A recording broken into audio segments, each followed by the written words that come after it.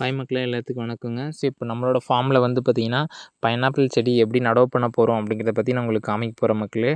So இப்போ வந்து பார்த்திங்கன்னா லேண்ட்லாம் நல்லா குலை ஓட்டினதுக்கப்புறமா ஒரு வேளை நீங்கள் வந்து பார்த்திங்கன்னா வரப்போட சைடில் நடவு பண்ண போகிறீங்க, அல்லது தென்னந்தோப்பில் இடையில நடவு பண்ண போகிறீங்க, அல்லது வாழைத்தோப்பில் இடையில நடவு பண்ண போகிறீங்க அப்படின்னா இந்த மாதிரி பார்த்துக்கோங்க.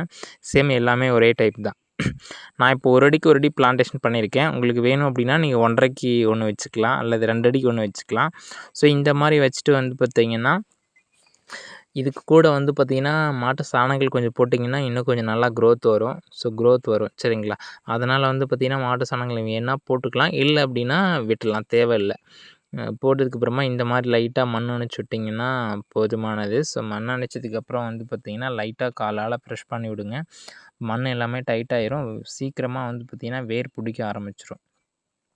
ஒரு வேளை இல்லை அப்படின்னா உங்களுக்கு எங்கெங்கே வந்து பார்த்திங்கன்னா பிளான்ட் வைக்கணும் அப்படின்னு தோணுதோ, இப்போ எடுத்துக்காட்டுக்கு 5 அடிக்கு ஒரு பிளான்ட் சில பேர் வைப்பாங்க, அங்கங்கே தண்ணி விடுவாங்க, ட்ரிப் போட்டிருப்பாங்க. அவங்களுக்கெல்லாம் வந்து பார்த்திங்கன்னா உங்களுக்கு எங்கே இடம் இருக்கோ அங்கே ஒரு 1/2 அடிக்கு குழி எடுத்துக்கோங்க.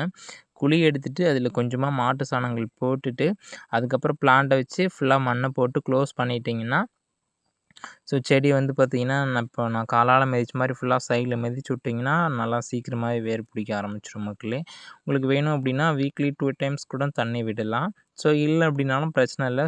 ஒரு 10 டேஸ்க்கு ஒன்ஸ் வாட்டர் விட்டால் கூட போதுமானது. இல்லை வாட்டரே சுத்தமாக இல்லை அப்படின்னாலும் பிரச்சனை இல்லை, நல்லாவே வளரும்.